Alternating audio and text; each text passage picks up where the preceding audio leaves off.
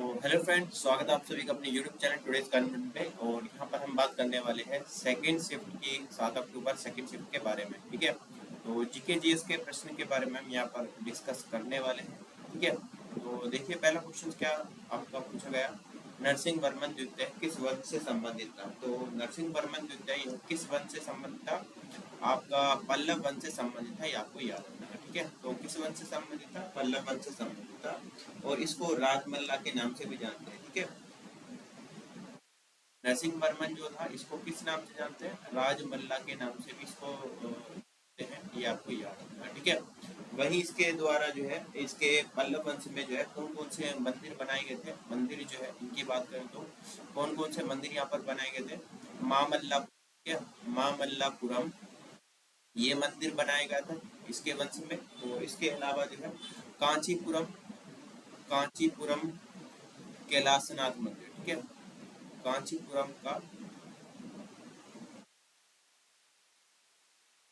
कैलाशनाथ मंदिर। ठीक है, ये आपको याद रखना है, कांचीपुरम का कैलाशनाथ मंदिर बनवाया गया था। इसके अलावा जो है अंकोर दक्षिण में पानम लाई मंदिर जो है वो बनवाया गया था, ये आपको याद रखना है। ठीक है, आगे देखिएगा, आगे कौन सा क्वेश्चन पूछा गया कि प्लेइंग टू विन किसकी आत्मकथा है। प्लेइंग टू विन जो है आपका साइना नेहवाल की आत्मकथा है, ये आपको याद रखना है। ठीक है, किसकी आत्मकथा है, साइना नेहवाल की जो है आत्मकथा है, ये आपको याद रखना है। ठीक है, इन्होंने ओलंपिक में पदक जीतने वाली भारत की पहली बैडमिंटन खिलाड़ी है साइना नेहवाल, ये आपको याद रखना है। ठीक है, जिन्होंने 2012 जो लंदन ओलंपिक था ना, 2012 का लंदन ओलंपिक था 2012 का, इसमें जो है कौन सा मेडल जीता था, इसमें ब्रोंज मेडल इन्होंने जीता था, ये आपको याद। ठीक है, बैडमिंटन में, बैडमिंटन में जीता था। तो कभी ये भी पूछे कि साइना नेहवाल का संबंध किस खेल से है, तो बैडमिंटन। ठीक है, आगे देखिए, आगे क्वेश्चन पूछा है कि लाल धनन छांगटे कहाँ के उप मुख्यमंत्री बने हैं। तो लाल धनन छांगटे अभी हाल में जो है मुख्यमंत्री कहाँ के बने हैं, मिजोरम के मुख्यमंत्री बने हैं, आपको याद रखना। ठीक है, कहाँ के मुख्यमंत्री बने हैं, मिजोरम के मुख्यमंत्री बने हैं, आपको याद रखना है। ठीक है, और कौन सी पार्टी पार्टी आपका मिजो नेशनल फ्रंट पार्टी है। पार्टी का नाम भी अगर पूछ ले तो मिजो नेशनल फ्रंट पार्टी। ठीक है, फ्रंट पार्टी, ये भी आपको याद रखना है। ठीक है, आगे देखिए, आगे कौन सा क्वेश्चन है आपका, दप्पु नृत्य कहाँ किया जाता है। दप्पु नृत्य जो है तेलंगाना के निजामाबाद में किया जाता है। ठीक है, तेलंगाना के निजामाबाद यहाँ पर किया जाता है, ये आपको याद रखना है। ठीक है, आगे देखिएगा, दफू दफू त्योहार कहाँ कहाँ पर किया जाता है। दफू त्योहार जो है यह आपका उत्तराखंड के गढ़वाल के अंदर किया जाता है। जो गढ़वाल होते हैं उनके द्वारा जो है किया जाता है, उत्तराखंड के अंदर किया जाता है। Not England, this is Uttarakhand. ठीक है, तो कहाँ पर किया जाता है, कुमाऊं क्षेत्र के अंदर। ठीक है, कहाँ पर किया जाता है, कुमाऊं जो क्षेत्र है यहाँ पर जो है किया जाता है, गढ़वाल और कुमाऊं क्षेत्र में मनाया जाता है। ठीक है, यहाँ का उत्तराखंड का जो है प्रमुख त्योहार है। और अगर आपसे पूछे कि कब इसको सेलिब्रेट किया जाता है, कब सेलिब्रेट किया जाता है, तो भाद्रपद, भाद्रपद महीने के शुक्ल पक्ष की अष्टमी को। ठीक है, भाद्र महीने के शुक्ल पक्ष की अष्टमी। ठीक है, शुक्ल पक्ष की अष्टमी को जो है इसको मनाया जाता है। ठीक है, तो कब मनाया जाता है, तो ये भी इस तरह से एक क्वेश्चन जो है पूछ लिया जाता है कि कब मनाते हैं, भाद्रपद महीने के शुक्ल पक्ष की अष्टमी को मनाते हैं। ठीक है, आगे क्वेश्चन देखिए, सेकेंडई का त्योहार डैश के महीने में नागालैंड की अंगामी जनजाति द्वारा मनाया जाता है, ये आपसे पूछा गया है। ठीक है, तो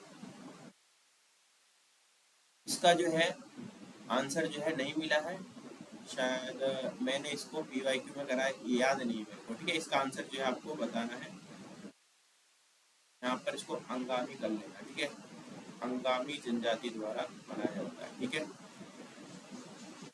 तो यहाँ पर लिख देता हूँ अंगामी।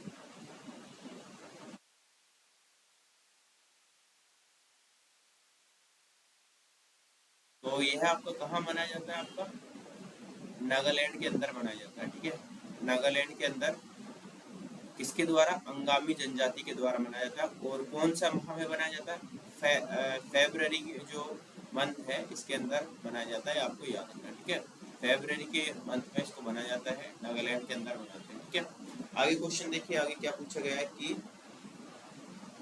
बीसीसीआई ने 2023 में उद्घाटन महिला प्रीमियर लीग यानी कि WPL 70 से कितने रुपए का अधिशेष अर्जित किया। तो इसमें 377 करोड़ रुपए का जो है अधिशेष अर्जित किया है, ये आपको याद रखना। ठीक है, इसके अलावा बीसीसीआई के अध्यक्ष की बात करूं तो कौन है दोस्तों, रोजर बिन्नी जो है, रोजर बिन्नी बीसीसीआई के अध्यक्ष हैं, ये आपको याद रखना। ठीक है, ये भी आपसे पूछ सकता है कि बीसीसीआई के वर्तमान अध्यक्ष कौन है। बाकी अगर सीईओ पूछे तो हेमांग अमीन जो है इसके सीईओ है। और कोच पूछे आपसे, कोच अभी हाल ही में अपॉइंट हुए हैं बीसीसीआई के कोच, उनका नाम क्या है, राहुल द्रविड़। ठीक है, राहुल द्रविड़ जो है कोच का नाम है, ये भी आपसे पूछ सकता है। ठीक है, इसका बैटरी जो है लो होगी, 1 मिनट में चार्जर जो है लगा देगा।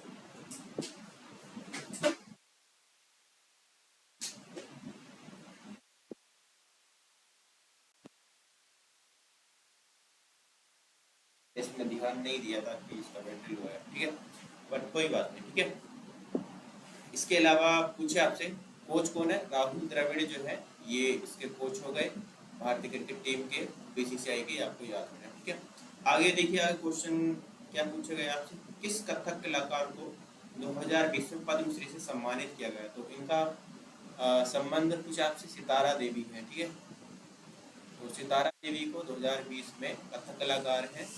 और यह क्वेश्चन मैंने आई थिंक अभी कुछ ही दिन पहले जो है ये क्वेश्चन DYQ में बताया। ठीक है, आगे देखिए, पुरुषोत्तम दधीच किस नृत्य से जो है जुड़ रहे हैं, जिन्हें 2020 में पद्मश्री मिला। इनका संबंध आपसे पूछा है, इनका संबंध जो है आपसे पूछा है कि इनका संबंध जो है किस नृत्य से। तो इनका संबंध किस नृत्य से है, कथक नृत्य से है, ये आपको याद रखना। ठीक है, कथक कहाँ का नृत्य है, उत्तर प्रदेश का नृत्य है। ठीक है, आगे देखिए, 2023 के कानून आयुक्त कौन थे, आपसे पूछा है। तो कानून मंत्री कौन थे, ऋतुराज अवस्थी। ठीक है, ऋतुराज अवस्थी ये आपके कानून मंत्री थे 2023 में, ये आपको याद रखना। ठीक है, आगे देखिए, आपसे पूछा गया कि कर्तन दहन कृषि को उड़ीसा में किस नाम से जाना जाता है। तो उड़ीसा में कर्तन दहन कृषि को किस नाम से जानते हैं, इसको झूम कृषि के नाम से जानते हैं। और यह क्वेश्चन भी मैंने PYQ में बताया, झूम कृषि, झूम कृषि या स्थानांतरित कृषि। ठीक है, स्लैश एंड बर्न इसको क्या बोलते हैं, एग्रीकल्चर इसको बोलते हैं, ये आपको याद रखना है। झारखंड में कहाँ, झारखंड में इसको क्या बोलते हैं, झारखंड में स्लैश एंड बर्न एग्रीकल्चर को कुरुआ के नाम से जानते हैं। ठीक है, कुरुआ के नाम से जानते हैं। मणिपुर में की बात करें तो मणिपुर में इसे पामलू के नाम से जानते हैं,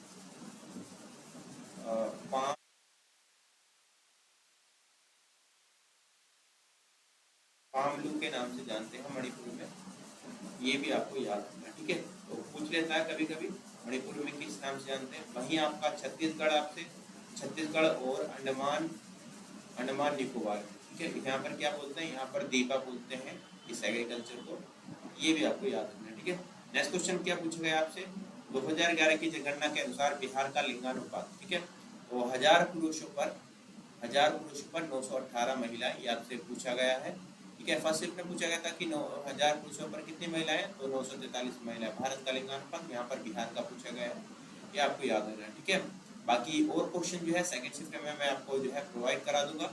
ठीक है, वहाँ पर जो है ऑल जितने भी क्वेश्चन बाद में मिलेंगे उनकी मैं बात कर रहा हूँ। ठीक है, बाकी मिलते हैं थर्ड शिफ्ट के वीडियो में, तब तक के लिए थैंक यू, जय हिंद, जय भारत।